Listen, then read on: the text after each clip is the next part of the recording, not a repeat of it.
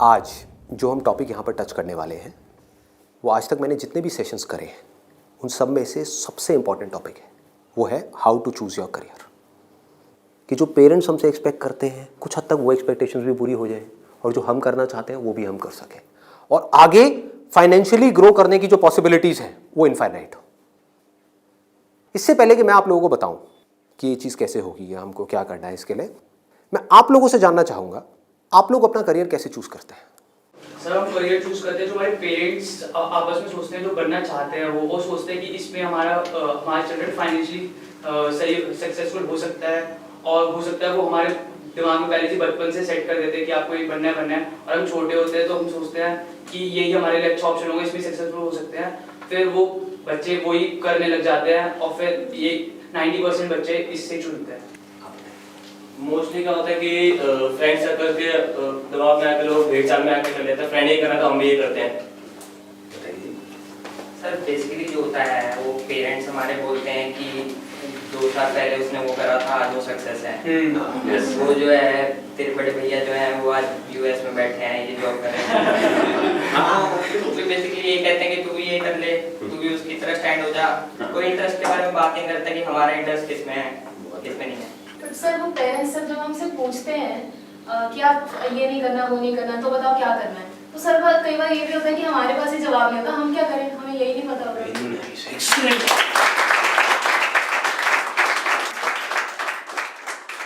इसमें गलती पेरेंट्स की भी नहीं है। जैसे मैं आपको बोलता हूँ कॉमर्स, कुछ लिमिटेड ऑप्शंस माइंड में आते हैं। क्या आते हैं? सीए आता है और बीकॉम आता है और बीबीए आता है, एमबीए आता है, सीएफए आता है, और कोई ऑप्शन आता है? आता ही नहीं है।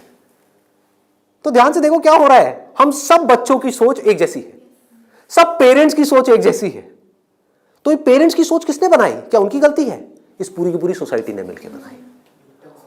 पेरेंट्स की सोच बनी और पेरेंट्स से बचपन से आज तक जो उन्होंने सुना देखा करा वहां से आपकी सोच बनी आपके पेरेंट्स से। तो अल्टीमेटली आप में और आपके पेरेंट्स में कोई फर्क नहीं है, उनको ब्लेम मत करो। आपकी सोच भी उनके जैसी ही है। अगर नहीं है तो बताओ कोई और ऑप्शंस। नहीं आते ना माइंड में? साइंस में बोलता हूं, साइंस बैकग्राउंड, क्या ऑप्शंस आते हैं माइंड में?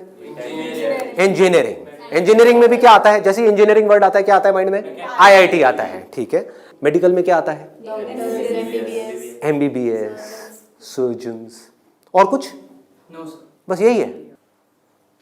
देखो हमारी सोच कितनी लिमिटेड हो गई है। माइंड में कुछ आता ही नहीं है तो करेंगे कैसे? आपके माइंड में कुछ आएगा तभी तो वो चीज होगी। अगर माइंड में हिमालय नाम का पहाड़ होगा तभी तो उस पर चढ़ोगे। माइंड में हिमालय है ही नहीं तो कैसे चढ़ोगे? वहां तक जाना तो बहुत दूर की बात है। क्या करोगे? तो क्या होगा आपके साथ में? वही जो उन सब लोगों के साथ में हो रहा है जिनकी सोच ऐसी है। अपने आसपास में देख लो क्या हो रहा है उन लोगों के साथ में।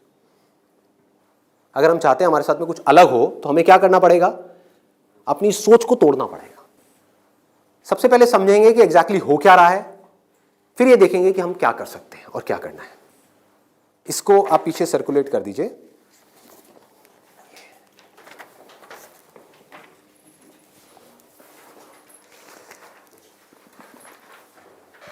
इसमें लिखा है how to choose a career.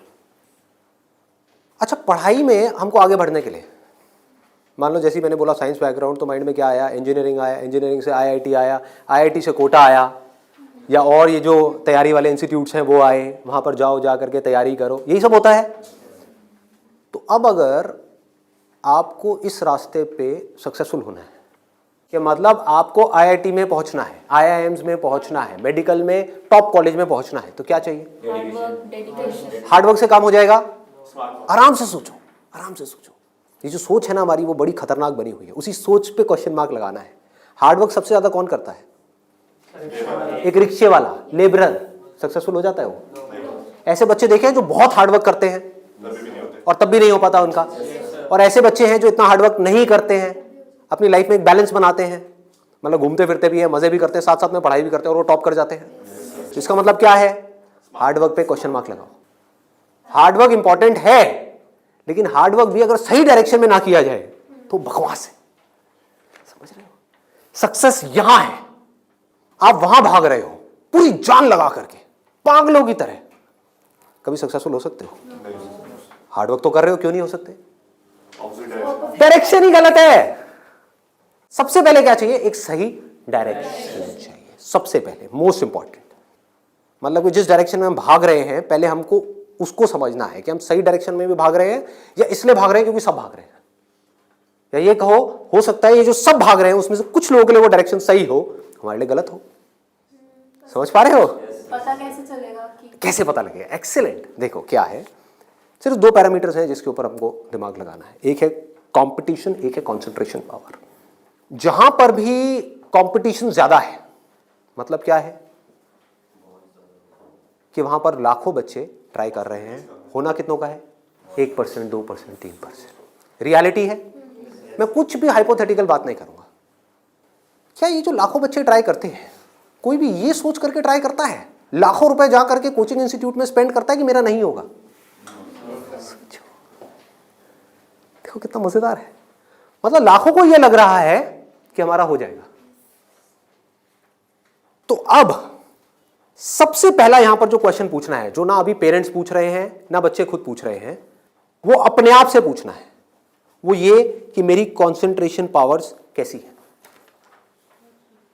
Simple है ना? इसमें कोई कॉम्प्लिकेटेड है? कि अगर आपको इन कॉम्पिटिटिव एग्जाम्स में कॉम्पीट करना है, दिन में 10-10 घंटे पढ़ना है, 15-15 घंटे पढ़ना है, उससे भी काम नहीं होने वाला, क्योंकि बहुत लोग पढ़ते हैं फिर भी नहीं कर पाते। तो इसका मतलब क्या है? आपको अपने आप से सच बोलना होगा। अब ये बड़ा टेढ़ा काम है, क्योंकि दुनिया में हमारी आदत क्या पड़ी हुई है? झूठ बोलने की। हाँ, किसी से भी जाकर के पूछो, हाँ भाई तेरे में पोटेंशियल है, कर लेगा आईटी? हाँ मैं तो कर लूंगा, मैं तो कर लूंगा। फिर हुआ क्यों नहीं? हुआ क्यों नहीं? अरे वो लक साथ नहीं हो पाया, कोई वजह होगी, नहीं हो पाया। मतलब क्या था? डायरेक्शन ही गलत थी, स्टार्टिंग ही गलत हो गई। अब आप कैसे ये डिसाइड करोगे कि आपकी कंसंट्रेशन पावर स्ट्रांग है या नहीं है? माइंड की थोड़ा सा डेप्थ में जाते हैं। कैसे डिसाइड करोगे? जब भी आप किसी कॉम्पिटिटिव एग्जाम में कॉम्पीट कर रहे हो, तो आपको ये देखना होगा आपके कॉम्पिटिटर्स कौन है। फॉर एग्जाम्पल, आप एक रेस में भाग रहे हो, आपके साथ में कोई एथलीट है जिसने 10 साल प्रैक्टिस करी है रेस में भागने की। आप कभी नहीं भागे, धीरे धीरे जॉगिंग करी है, लेकिन रेस में कभी तेज नहीं भागे। जीत पाओगे उससे? करो हार्डवर्क। वो 10 साल से भाग रहा है और वो रुकने वाला नहीं है, उसके पास में पूरा का पूरा एक मोमेंटम है। वो अगले 2 साल तक भी ऐसे ही भागने वाला जैसे वो 10 साल से भागता आया है। आप अभी भागना शुरू कर रहे हो, तो पहले अपनी कंसंट्रेशन पावर्स को कंपेयर करना है किसी और के साथ। That is going to be a realistic solution. एक है थियोरेटिकल सोल्यूशन। थियोरेटिकल क्या है? माँ बाप कह रहे हैं बच्चों को भागो, बच्चे भी अंदर से कह रहे हैं भागो। यही हो रहा है, करेंगे करेंगे करेंगे करेंगे करेंगे, चार्ज अप हुए पड़े हैं पागलों की तरह। इनको ये नहीं समझ पा रहा कि मेरे अंदर वो स्ट्रेंथ है भी या नहीं है। बहुत बारीक बात है, अगर इसको हमको समझ आए तो। एक बॉक्सिंग रिंग में आप हो, ठीक है, तो सामने देखो कि जो बॉक्सर है वो है कौन जिससे आप लड़ने के लिए जा रहे हो। इसी को तो कंपटीशन बोलते हैं। तो अगर उस कंपटीशन को आपको जीतना है, और जीतना ही है, हारना किसको है? किसको अपने माँ बाप के पैसे डुबोने हैं? किसको अपनी लाइफ खराब करनी है? जीतना ही है। तो जीतने का क्या तरीका है? पहले अपने कॉम्पिटिटर्स की स्ट्रेंथ को समझ जाओ। समझ लो कि आप कॉम्पीट कर किसके साथ में रहे हो। वो कैसे समझोगे? रियलिस्टिकली अपने आप से पूछो, अपने स्कूल के बैकग्राउंड के बेस पे या जो भी आज तक आपने किया है उसके बेस पे। कुछ बच्चे होते हैं जिनको एक चैप्टर है, मान लो एक बुक में, उसको पूरा याद करने में या समझने में 1 घंटा लगता है। आपको कितनी देर लगती है? 5 घंटे, 6 घंटे, 10 घंटे या आधा घंटा? ये पूछो अपने आप से। Then you will be able to जज your strength in comparison to your competitors. ये जो 13 लाख बच्चे हैं, इसमें से 10% बच्चे ऐसे हैं जिनकी कॉन्सेंट्रेशन पावर्स एक्स्ट्रा ऑर्डिनरी है। उनसे अगर आप कॉम्पीट कर रहे हो तो एटलीस्ट आपकी कॉन्सेंट्रेशन पावर्स एक्स्ट्रा ऑर्डिनरी होनी ही चाहिए। और कॉन्सेंट्रेशन पावर एक दिन में एक्स्ट्रा ऑर्डिनरी नहीं होती है, ये प्रैक्टिस है। मतलब उन्होंने कई सालों तक इसकी प्रैक्टिस करी है, तब जाके उनकी कॉन्सेंट्रेशन पावर एक लेवल तक पहुंची है। तो आप अपने आप से ईमानदारी से सवाल पूछो तो सही कि आपकी कॉन्सेंट्रेशन पावर है कैसी। अगर एक्स्ट्रा ऑर्डिनरी है और आप ऐसे कंपटीशन में जा रहे हो जहां पे कंपटीशन बहुत हाई है, तो आपके सक्सेसफुल होने के क्या चांसेस हैं? क्या 100% है? पूछो अपने आप से, दिमाग को खोलो। दिमाग बंद हुआ पड़ा है लोगों का। आईआईटी में लोग कहाँ से आते हैं? सिर्फ दिल्ली से आते हैं, सिर्फ बॉम्बे से आते हैं? कहाँ से आते हैं? ऑल ओवर इंडिया से। मान लो 1 लाख बच्चे ऐसे हैं इंडिया में अलग अलग स्कूल्स में जो अपनी अपनी क्लास में टॉपर हैं। उनको क्या लग रहा है कि मेरी स्ट्रेंथ बहुत तगड़ी है। ये बात हो रही है टॉपर्स की। लेकिन जब वो जाएंगे कॉम्पीट करने तो और भी ऐसे टॉपर्स आए होंगे जो उनसे भी आगे होंगे। आप समझ गए? तो यहां पे आपने क्या किया? एक बहुत बड़ा काम कर दिया, अपने आप से सच बोल दिया और यही सच जा करके अपने घर वालों को बोल दिया। इससे क्या होगा? आप एक ऐसे कंपटीशन से बच सकते हो जहां पर आपके हारने के चांसेस बहुत ज्यादा है, क्योंकि एक्चुअल में कंपटीशन है किसके बीच में? देखो, उन लोगों के बीच में जिसमें पोटेंशियल है। एक रेस हो रही है ओलंपिक्स में, वो किसके लिए है? जिसने बहुत प्रैक्टिस करी है, जिसके अंदर पोटेंशियल है, स्टैमिना है, फोकस करने की पावर्स है, डिस्ट्रैक्शन से वो अपने माइंड को हटा सकता है, उसके लिए है ना। सबके लिए तो नहीं है। अगर सबको भगा दिया जाए उस रेस में तो क्या होगा? क्योंकि उसमें जीतने के बाद गोल्ड मेडल मिलता है, अखबार में फोटो आती है। अखबार में फोटो आती है ना, इन कोचिंग इंस्टीट्यूट्स की फोटो आती है, नाम लिखे होते हैं, ऑल इंडिया रैंक ये है, ये है, ये है। उसको देख करके क्या होता है माँ बाप की हालत? उनको उसकी फोटो नहीं दिख रही होती, अपने बच्चे की फोटो दिख रही होती है। यहाँ पे आने वाले इतने साल बाद मेरे बच्चे की फोटो होगी, मेरी बेटी की फोटो होगी, उसकी ये रैंक होगी। यहाँ से क्या हो रहा है? हम अननेसेसरी अपनी एक ख्याली दुनिया खड़ी कर रहे हैं। पेरेंट्स ने अपने दिमाग में एक ख्याल बना लिया। अब यहाँ तक प्रॉब्लम नहीं है, उन्होंने वही किया जो होना था, सबके साथ होता है। कौन नहीं चाहेगा? गड़बड़ कहाँ हुई? आप भी इस खेल को नहीं समझ पाए, आप समझ ही नहीं पाए हो क्या रहा है। ये जो कोचिंग इंडस्ट्री है आज की डेट में 1.5 लाख करोड़ की इंडस्ट्री है। ये पैसा कहाँ से आ रहा है? हम सब से आ रहा है, हमारी जेब से आ रहा है। तो अगर इस खेल को हम समझ जाएं, हमारे पेरेंट्स नहीं भी समझ पा रहे क्योंकि वो तो सपने देखेंगे ही, और हम जाकर के बोले ये सपना आप अभी रोक दो, उन पे लगाम लगाओ, देखो पहले कि आपका बच्चा कहाँ स्टैंड करता है। गाड़ी आपके पास में 800 और कॉम्पीट करने की बात कर रहे हो फेरारी वालों से, बट इसका मतलब ये नहीं है 800 बुरी है। आप समझ गए मेरी बात? रेस में बुरी है, बट दिल्ली की सड़कों पे, पुरानी दिल्ली में फेरारी अच्छी है, 800 अच्छी है? 800 अच्छी है, ज्यादा सक्सेसफुल है। बट वही अगर उस रेस में चली जाए जिसमें सब भाग रही हैं और सारी 800 नहीं है, फेरारीज है, एक से एक फेरारीज है, किसमें कितनी आग लगी हुई है वो आपको पता ही नहीं है। आप समझ पा रहे हो? कोई आ रहा है कहीं से, उस बच्चे में कितनी आग है और कितना पोटेंशियल है वो आप सपने में भी नहीं सोच सकते, और आप उससे लड़ने की बात कर रहे हो। किस बेस पे? क्योंकि मेरे घर वालों ने ये सपना देखा है और मुझे सपने को सच करना है। पोटेंशियल है या नहीं है? पूछो अपने आप से, तो आपको क्लियर कट जवाब मिलेगा। क्लियर कट 10% लोग ऐसे होते हैं जिनमें एक्चुअल में पोटेंशियल है इन एग्जाम्स में कॉम्पीट करने का। तो if you are there in that top 10% category, तो अब आपका हार्डवर्क यहां पे काम आने वाला है। Depending upon your hard work, बशर्ते आपके अंदर पोटेंशियल हो। फॉर एग्जाम्पल फेरारीज की रेस हो रही है, उसमें आपने पूरी जान लगा दी, एक सेकंड के लिए भी डिस्ट्रैक्ट नहीं हुए। ठीक है, डिस्ट्रैक्ट होने में 1 सेकंड लगता है। डिस्ट्रैक्शंस वाला मेरा सेशन है पावर ऑफ फोकस, वो देखा होगा आप लोगों ने। बहुत तरह के डिस्ट्रैक्शंस हैं। मान लो आप हो तो फेरारी, लेकिन डिस्ट्रैक्ट हो गए, रुक गए, रेस यहां हो रही है, आप यहां चले गए, आउट है कि नहीं? तो आपको पूरी तरह से फोकस्ड रहना पड़ेगा, हार्डवर्क करना होगा, डेडिकेशन चाहिए, डिजायर चाहिए, सब कुछ चाहिए। लेकिन सबसे पहले क्या चाहिए? इंजन में दम होना चाहिए, अंदर वो पोटेंशियल होना चाहिए, एक्स्ट्रा ऑर्डिनरी कॉन्सेंट्रेशन पावर्स होनी चाहिए। ये बात हमको समझ क्यों नहीं आ रही है? अब क्यों चाहिए कॉन्सेंट्रेशन पावर्स? कभी सोचा है? 2 तरह के काम है इस दुनिया में, एक वो जिसमें हमारा इंटरेस्ट है, दूसरा वो जिसमें इंटरेस्ट नहीं है। जहां इंटरेस्ट नहीं है वहां पर कॉन्सेंट्रेशन पावर्स का स्ट्रांग होना बहुत जरूरी है, जहां है वहां पर नहीं है, क्योंकि वहां तो ध्यान लग जाता है। वीडियो गेम खेलने के लिए कॉन्सेंट्रेशन पावर चाहिए क्या? क्यों? क्यों? इंटरेस्ट है तो वहां पर कॉन्सेंट्रेशन हो जाता है, खेलने में कॉन्सेंट्रेशन हो जाता है, और बहुत सारी चीजों में कॉन्सेंट्रेशन हो जाता है। पढ़ाई में हमें कॉन्सेंट्रेट करना पड़ता है, और चाहिए ही चाहिए, क्योंकि पढ़ाई में 99.99% लोगों का इंटरेस्ट नहीं होता। तो कैसे पढ़ाई में क्रैक कर पाएंगे? तब जब अपने ध्यान को ऐसी जगह पे रोकना आता हो जहां पे हमारा इंटरेस्ट नहीं है। और ऐसी स्ट्रेंथ कितने लोगों में होती है? सच सच बताना आज, मतलब ईमानदारी से, आप में से कितने हैं यहां पर जो आप क्लेम कर सकते हो कि मेरी जो कॉन्सेंट्रेशन पावर्स हैं वो एक्स्ट्रा ऑर्डिनरी है? ऑनेस्टली आपकी है, let's give a big hand for it. हम सब में से सिर्फ एक की,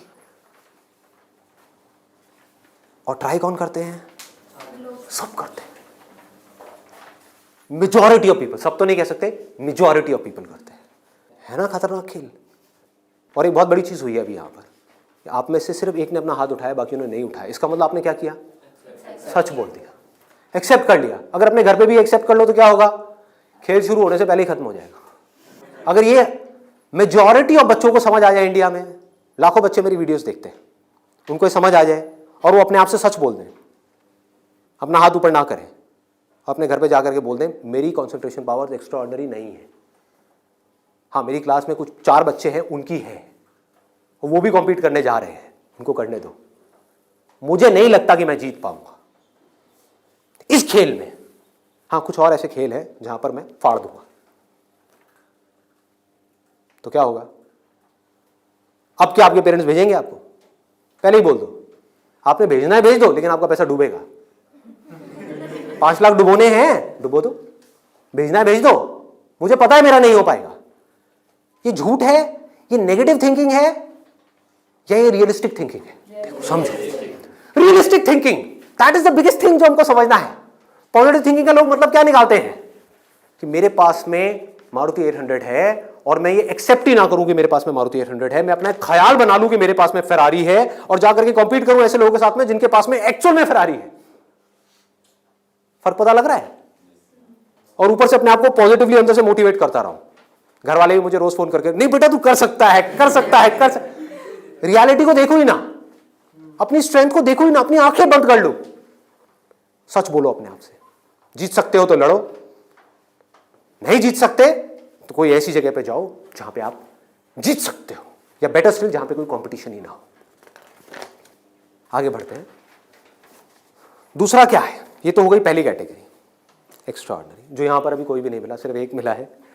दूसरा है ऑर्डिनरी। 90% लोग एक क्लास में, 90% स्टूडेंट्स इंडिया में वो इस सेगमेंट में आते हैं। अब मजे की बात क्या है, ये जो कोचिंग इंस्टीट्यूट्स हैं, इनकी दुकानें कैसे बच्चों से चल रही है? ऐसे बच्चों से। कुछ रोल मॉडल्स दिखा करके, देखो हमारे इंस्टीट्यूट से ये है, उन्होंने ये कर दिया, जनता को लेकर के आएंगे, जितनी ज्यादा भीड़ आ जाए उतना अच्छा। तो इस पूरी प्रॉब्लम को अगर सॉल्व करना है तो कौन करेगा? एक स्टूडेंट ही कर सकता है। आप चाहो तो स्टैंड ले सकते हो। स्टैंड मतलब क्या? सच बोल दो। ऑर्डिनरी लोग 90% ये कहां जा रहे हैं?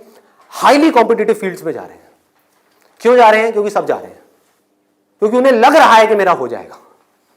मैं ये नहीं कह रहा कि अगर आप ऑर्डिनरी हो और एक हाई कॉम्पिटिशन वाली फील्ड में जा रहे हो तो आपका नहीं होगा। I am not saying that the possibility is 0%, I am saying possibility is 1%। Genuine है वो भी तब है अगर आप मेहनत करो तो। अगर वहां जाकर के मेहनत ही ना करो तब तो बिल्कुल नहीं होगा। अगर आप बहुत मेहनत करो तो 1%। क्योंकि मैं हिम्मत नहीं तोड़ूंगा ऐसे लोगों की। लाखों ऐसे स्टूडेंट्स हैं जो आज की डेट में ऐसा कर रहे हैं। बट ये वीडियो मैं सिर्फ अभी करंट सिचुएशन के लिए नहीं बना रहा, मैं आगे तक देख रहा हूँ। आने वाले 20 साल, 50 साल, 100 साल आगे तक देख करके चल रहा हूँ कि इंडिया की प्रॉब्लम्स का अगर हमको सोल्यूशन निकालना है, अनएम्प्लॉयमेंट का सोल्यूशन निकालना है, डिप्रेशन का सोल्यूशन निकालना है, तो वो सोल्यूशन क्या है? मेरी सोच वहां पर चल रही है। इसकी वजह से होगा क्या? अभी जो ऑलरेडी ऐसे ऑर्डिनरी स्टूडेंट्स हैं और वो ऐसी जगह पे चले गए हैं, तो उनकी हिम्मत टूट जाएगी इस वीडियो को देख करके। तो मैं उनको क्या कहूँगा? उम्मीद है, लगा दो जान। बस साथ में क्या कहूँगा उन पेरेंट्स को जो अब ऐसा गेम खेलने वाले हैं, उन स्टूडेंट्स को क्या कहूँगा? मोस्ट इंपॉर्टेंट जो मुझे देख रहे हैं, बड़ा सिंपल है कि अपने पेरेंट्स को जाकर के कहो मुझे नहीं लगता कि मेरे में पोटेंशियल है, मुझे नहीं लगता कि मैं कर पाऊंगा। हाँ, 1% चांस है। सच बोल दो, बोलो मैं ये नहीं कह सकता मैं कर ही नहीं सकता, 1% चांस, 99% चांस है मैं नहीं कर पाऊंगा। मैं जानता हूं अपने आप को, आप नहीं जानते, मैं जानता हूं। मुझे पता है अंदर से कि मैं क्या हूं, मुझे पता है अंदर से कि मेरे अंदर कितनी आग है, कितना पोटेंशियल है। मैं अपने दोस्तों के साथ में बैठ के पढ़ा हूं, मुझे पता है अंदर से कि मैं क्या हूं। तो आप क्या कहोगे? सच बोलोगे अपने घर वालों को जाके कि देखो अगर आप मुझे 2 साल तक की कोचिंग कराओगे, उसमें मान लो ₹1,00,000 साल की फीस हो गई, प्लस रहना खाना पीना what ever it is, total मान लो 2 साल में कितना खर्चा आया? 4-5 लाख रुपए। 5 लाख मान लेते हैं। तो आप बोलोगे अपने घर वालों को जाकर के अगर ये सब सुनने के बाद भी आप कहते हो कोई बात नहीं बेटा 1% चांस है तू कर ले, तो मैं आपको एक बेटर ऑप्शन देता हूं प्रैक्टिकल रियलिटी के बेस पे। यहां पे अगर आपके पेरेंट्स आपके ऊपर दाव लगाते हैं, जीतने के चांसेस क्या है पेरेंट्स के? 1:100। इससे बेटर ऑप्शन क्या है? गोवा जाओ। Seriously, I am serious about it, मजाक नहीं कर रहा। गोवा जाओ, वहां पे कैसीनोज हैं। वहां पे अगर आप 5 लाख रुपए लगाते हो, एक रूले करके गेम है, पता है आप लोगों को? सारे जुआरी हैं क्या यहाँ पे? रूले गेम है जिसमें एक बॉल घुमाते हैं, 36 नंबर होते हैं और एक 0 होता है। वहां पे अगर आप 1 नंबर पे पैसा लगाते हो और वो नंबर आ जाता है तो 1 रुपए आपका बन जाता है 36 रुपए। जीतने की प्रोबेबिलिटी क्या है? 1:37। यहां पर क्या है? 1:100। वहां पर क्या है? 1:37, मतलब इससे डबल से भी ज्यादा है। तो अपने पेरेंट्स को सजेशन दो कि जुआ खेलना ही है तो ये बेटर ऑप्शन है, खेलते हैं ना। मेरी जिंदगी क्यों दांव पे लगा रहे हो? मुझे तो बचने दो। अरे खेलना है तो मिलके खेलते हैं। जाओ अपने पेरेंट्स के साथ में, उनको गोवा लेकर के जाओ, अपनी पार्टी करना, और एक दिन जाना ले आकर के 5 लाख रुपए एक टेबल पे रख देना। अगर वो नंबर आ गया तो कोई भी नंबर चूज कर लो। आपके पेरेंट्स चाहते हैं आप नंबर 1 पे आओ, ऑल ओवर इंडिया में आपकी नंबर 1 रैंक आए, तो 1 नंबर पे पैसा लगाओ जुए में। वहां भी 1 नंबर पे पैसा लगा रहे हैं, यहां भी 1 नंबर पे पैसा लगाओ। अगर वो 1 नंबर आ गया तो कितना मिलेगा 5 लाख का? 1,80,00,000। 1,80,00,000 उसको उठा करके बैंक में एफडी कराओ।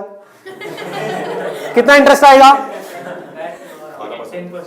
12%। तो अब टाइम गया। आप मान लो टैक्स वैक्स काट के 7-8% भी आ गया आपके हाथ में, महीने का ₹1,00,000, साल का 12 लाख रुपए। सोचो क्या ये प्रैक्टिकल है या नहीं है? जो बात मैंने बोली है थियोरेटिकल है, प्रैक्टिकल है। वहां भी जुआ है, यहां भी जुआ है। आप भी बोल रहे हो हाँ शायद मेरा हो जाएगा, पेरेंट्स भी कह रहे हैं हाँ शायद इसका हो जाएगा। प्रोबेबिलिटी हमारे सामने है, आपके होने की जो प्रोबेबिलिटी है वो हमारे सामने है। हाँ अगर आप एक्स्ट्राऑर्डिनरी में हो तो बात अलग है, मैं उसकी बात नहीं कर रहा। वहां पर आ गई 10% से 100%, तो वहां पर जुए का कोई कंपैरिजन नहीं है, ठीक है ना। बट अगर आप ऑर्डिनरी में हो और वहां पर जाकर के आप कॉम्पीट कर रहे हो, इससे बेटर ऑप्शन है जुआ। अगर घर वाले कहेंगे पैसा डूब गया तो जुए में, तो बोलो वो तो यहां भी डूब रहा है। हाँ? यहां भी तो डूब रहा है। फर्क क्या है? इसको बोलते हैं एक रियलिटी के बेस पर समझ करके सोच करके लिया हुआ डिसीजन। तो अब तीसरा ऑप्शन क्या है हमारे पास में? कोई ऐसा करियर चूज करो, देखो कितना मजेदार है, जहां पे आपको कंसंट्रेशन पावर की जरूरत ही ना हो, not required. If you love singing, concentration power चाहिए क्या? नहीं चाहिए, हो जाएगा। किसी खेलने में इंटरेस्ट है तो वहां पे कंसंट्रेशन पावर बहुत स्ट्रांग चाहिए क्या? हो जाएगा, घंटों तक हो जाएगा। एक है कंसंट्रेट करना पड़ता है, एक है कंसंट्रेशन हो जाता है। दोनों में बहुत फर्क है। इंटरेस्टिंग है तो कंसंट्रेशन हो जाता है, इंटरेस्टिंग नहीं है, बोरिंग है तो कंसंट्रेट करना पड़ता है, फिर चाहे वो पढ़ाई हो चाहे जॉब हो। ये छोटी सी सोच चाहिए, समझ चाहिए। अब यहां पे क्या चलेगा? इन फील्ड्स में कंपटीशन क्या है? आर्ट हो गया, स्पोर्ट्स हो गया, कोई भी क्रिएटिव फील्ड हो गई, वहां पर कंपटीशन क्या है? बहुत ज्यादा है उन लोगों के लिए जो मीडियोकर है। लेकिन अगर आपके अंदर टैलेंट है, कोई कंपटीशन नहीं है, क्योंकि दोनों को आपस में कंपैरिजन किया ही नहीं जा सकता, कोई नंबर्स नहीं है ना। ध्यान से समझो, जैसे आप किसी एग्जाम में जाते हो तो एक कंपेयर किया जा सकता है आपको किसी से, क्योंकि आपके आए 90%, किसी और के आए 99%, तो कंपैरिजन है। टैलेंट में क्या है? आपके अंदर एक तरह का टैलेंट है, किसी और के अंदर और कोई तरह का टैलेंट है। आप जो कर सकते हो वो नहीं कर सकता, वो जो कर सकता है वो नहीं कर सकता। एक सिंगर है उसकी अलग तरह की आवाज है, कोई और सिंगर है उसकी अलग तरह की आवाज है। अब यहां पे भी एक छोटा सा प्रॉब्लम है। प्रॉब्लम क्या है यहां पर? प्रैक्टिकली आप लोग बताओ कि प्रॉब्लम क्या है यहां पर इस तरह का कुछ करने में? स्कोप क्या होगा क्या नहीं होगा? देखो अगर टैलेंट हो तो स्कोप होगा या नहीं होगा? होगा। बट ऑब्वियस, टैलेंट कैसे डेवलप होता है? प्रैक्टिस। और ये भी तभी काम आएगा जब इंटरेस्ट होगा। समझ गए ना? जितना ज्यादा इंटरेस्ट होगा उतना ही ज्यादा पैशन होगा, जितना ज्यादा पैशन होगा उतना ही ज्यादा पैशन के साथ प्रैक्टिस करोगे, जितना प्रैक्टिस करते चले जाओगे उतना ही टैलेंट बढ़ता चला जाएगा, जितना आपका टैलेंट बढ़ता चला जाएगा आपके लिए कंपटीशन उतना ही कम होता चला जाएगा। क्लियर है ना? बट आप इन सारे रूट से भागने के लिए वहां पर जा रहे हो तो भगवान ही मालिक है आपका। समझ गए? पढ़ाई के टॉर्चर से बचने के लिए जबरदस्ती कोई ऐसा काम नहीं है जो आपको बहुत इंटरेस्टिंग लगता है फिर भी आप कर लो, आप कहो हाँ ये सही है, तो आपका वही हाल होगा जो वहां पे कंपटीशन में बाकी लोगों का हो रहा है। मतलब आपको जेन्युइनली चूज करना होगा कोई ऐसा interest which you are extremely passionate about, extremely passionate about. ठीक है, इससे भी एक स्टेप आगे बढ़ते हैं। यहां पे प्रॉब्लम एक है बहुत सिंपल सी, जो मेरे पास में कमेंट्स आते हैं कि हमें पता ही नहीं है कि ऐसा इंटरेस्ट क्या है। I don't know what that interest is. मेरे लिए ऐसा कोई इंटरेस्ट नहीं है, कोई ऐसा टैलेंट नहीं है, कोई ऐसी स्किल नहीं है जो मैं कह सकूं कि हाँ इसके बेस पे मैं अपनी पूरी लाइफ स्टेक पे लगा सकता हूं। उनके लिए क्या सोल्यूशन है? आपके घर वाले चाहते हैं आपको डिग्री मिले, आप चाहते हो कुछ अपना करना, फाइनेंशियली भी सक्सेसफुल हो जाओ, तो उसका ऑप्शन क्या है? ये रहा। यानी कि आप बहुत ज्यादा टफ एग्जाम्स को क्रैक नहीं कर सकते, बहुत ज्यादा टफ पढ़ाई नहीं कर सकते, लेकिन आप पढ़ सकते हो। तो आप एक ऐसी फील्ड चूज करते हो जहां पे कंपटीशन लो है, जहां पे कंपटीशन कम है, और अगर वहां पर आप स्मार्ट वर्क करने लग जाओ तो आपके जीतने के जो चांसेस हैं, सक्सेसफुल होने के चांसेस हैं, that starts from 10% and goes up to 100%, as good as उन लोगों के कंपैरिजन में जो यहां पर टॉपर है। और यहां पर कोई लिमिट नहीं है कि हम क्या कर सकते हैं। स्मार्ट वर्क को मैंने नीचे डिफाइन भी किया हुआ है कि what does smart work mean. It means developing your understanding, that is smart work. जो काम आप कर रहे हो उसकी समझ अगर आपको है कि आप क्या कर रहे हो, क्यों कर रहे हो, कैसे कर रहे हो, तो आप स्मार्ट वर्क कर रहे हो। समझ नहीं है बस कर रहे हो तो आप हार्ड वर्क कर रहे हो।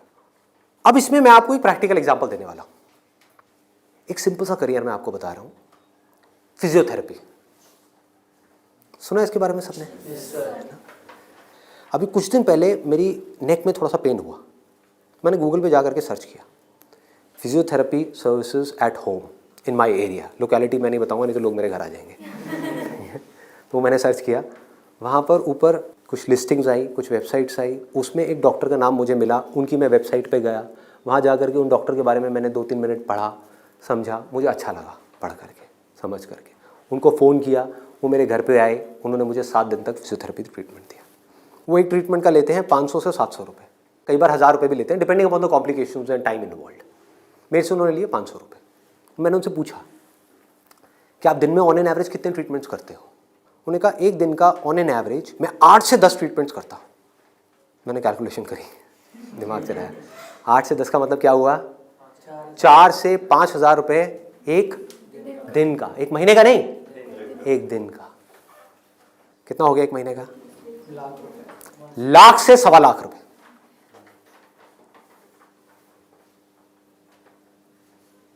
अभी उनको 4 साल हुए अपनी फिजियोथेरेपी करे हुए, ये नहीं है कि 40 साल हो गए, 4 साल। समझ रहे हो क्या किया उन्होंने, कैसे किया उन्होंने? वो सब आ जाता है स्मार्ट वर्क के अंदर। उन्होंने हार्ड वर्क नहीं किया, स्मार्ट वर्क किया। ज्यादातर लोग क्या करते हैं, एक हाईली कॉम्पिटिटिव फील्ड के अंदर जाकर के कॉम्पीट करते हैं, वहां होता है नहीं, जाकर के किसी लोकल कॉलेज में फंस जाते हैं, वहां से निकल करके जॉब के लिए धक्के खाते हैं। इसके आगे सोच बढ़ ही नहीं पाती है। जॉब नहीं मिल रही तो दुखी हो जाते हैं, उसके बाद में जब बहुत टाइम तक जॉब नहीं मिल रही होती तो जो भी जॉब होती है, जैसी भी जॉब होती है, कर लेते हैं। होता है प्रैक्टिकली ऐसा है? नहीं होता है। पढ़ाई करिए किसी फील्ड में, जॉब कर रहे हैं किसी और फील्ड में, मतलब जो वो पढ़ाई करी वो बेकार हो गई। स्मार्ट वर्क किसे कहते हैं? आप एक फिजियोथेरेपी कॉलेज में गए, कोई टॉप कॉलेज नहीं जहां पे अगेन कंपटीशन है, किसी लोकल कॉलेज से। क्योंकि कोई भी जब फिजियोथेरेपी कराता है तो पूछता नहीं आपने कौन से कॉलेज से किया है। मैंने नहीं पूछा, कोई नहीं पूछता।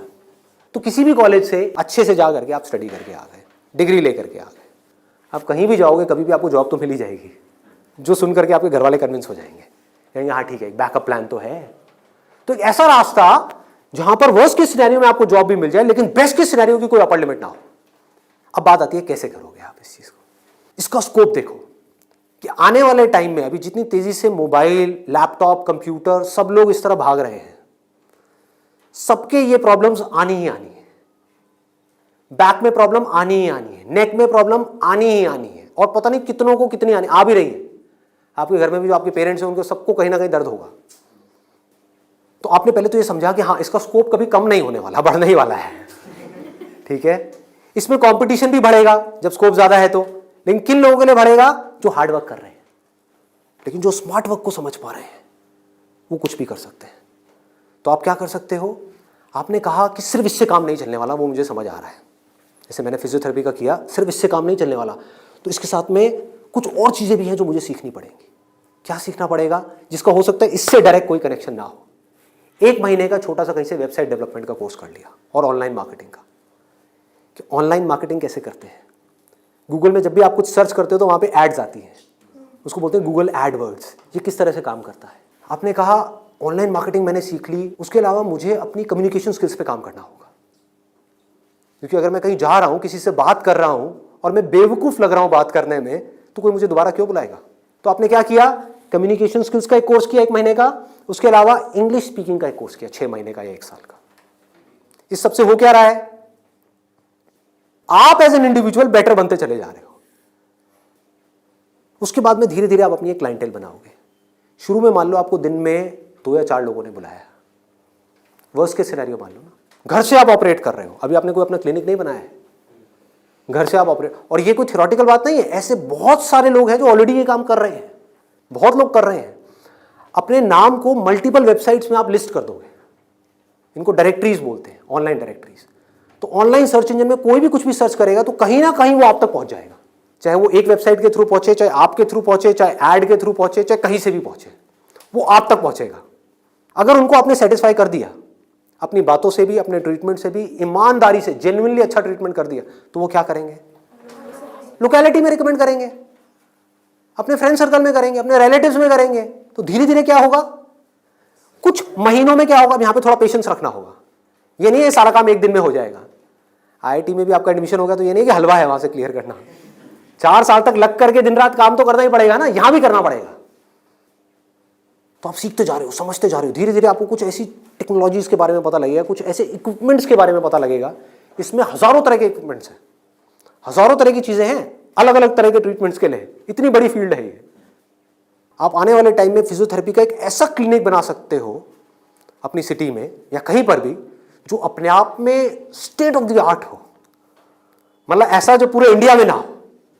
और क्लिनिक आप ऐसे करते करते धीरे धीरे, अभी 1 दिन में या 2 दिन में नहीं होगा, मान लो 5 साल में होगा, 10 साल में होगा, 20 साल में होगा। क्लिनिक कितना बड़ा हो सकता है, कितने क्लिनिक्स हो सकते हैं, क्या क्या हो सकता है, कोई लिमिट नहीं। अगर कुछ लोग जो मेरी इन बातों को समझ पाए, जो बातें मैं कर रहा हूं, और कुछ ऐसी डायरेक्शन में जा पाए सेंसिबल तरीके से, smartly, not by doing a lot of hard work but by doing smart work, तेजी से आगे बढ़ पाए, तो आने वाले टाइम में यही वो लोग होंगे जो आने वाले टाइम में लोगों के लिए जॉब अपॉर्चुनिटीज क्रिएट करेंगे। अंदर से एक ये फीलिंग होनी चाहिए कि मुझे लोगों की प्रॉब्लम्स को सॉल्व करना है। अगर मैं कर पाया तो मेरी प्रॉब्लम्स तो सारी अपने आप सॉल्व हो जाएंगी, वो लोग करेंगे ना। अगर आपने किसी के दर्द का इलाज कर दिया तो वो आदमी आपको पता है क्या कहेगा? बताओ आपको क्या चाहिए। वो लोग आपके पीछे आएंगे। आपने उनको बोल दिया ना, नहीं मैं आज आपका ट्रीटमेंट नहीं कर रहा, नहीं नहीं डॉक्टर साहब आप बताओ कब। मतलब कि अपने आप को अंदर से स्ट्रांग बना लो तो दुनिया भागती हुई आपके पास आएगी। ये एक रास्ता है। एक है अंदर से तो स्ट्रांग बनो मत और दुनिया के पीछे भागते रहो। भैया मेरा कुछ हो सकता है, भैया मेरा कुछ हो सकता है, भैया कहीं लगवा दो, जॉब लगवा दो, भैया ये भैया वो भैया वो। अरे काहे का भैया, समझे? ये एटीट्यूड चाहिए। ढंके की चोट पे आप काम करो। मैंने लाइफ में जो भी काम किया है बिल्कुल एटीट्यूड के साथ किया है। ये मैं कर रहा हूं, आपको चाहिए तो लो, नहीं चाहिए तो आगे बढ़ो। Does not make any difference to me, क्योंकि मैं जो कर रहा हूं आई बिलीव इन इट। मैं कोई भीख नहीं मांग रहा हूं आपसे। और बहुत सारे लोग होते थे जिनको मैं मना कर देता था, जो मैं नहीं कर रहा तुम्हारा शूट, और वो जा करके 4 लोगों को पकड़ के ले आते थे, ये बंदा जेन्युइन है, इसमें दम है ना बोलने का। वो दम कहां से आता है? सोच से आता है। सोच को खोलो, बंद करके इसमें मत रहो, फाड़ दो। और फिर भी रहना है तो आपकी चॉइस है।